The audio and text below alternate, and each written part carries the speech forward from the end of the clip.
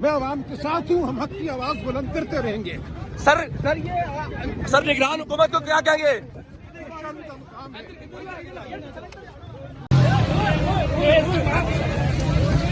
सलमान अगर जो है यहाँ से लेकर चले जा रहे हैं। सलमान साहब कुछ बोलेंगे? सर कुछ बोलेंगे? देखिए, ये मुझे गैर कानूनी तौर पे गिरफ्तार कर रहे हैं। मैं आवाम के साथ हूँ, हम हक की आवाज बुलंद करते रहेंगे। सर निगरान हुकूमत को क्या कहेंगे?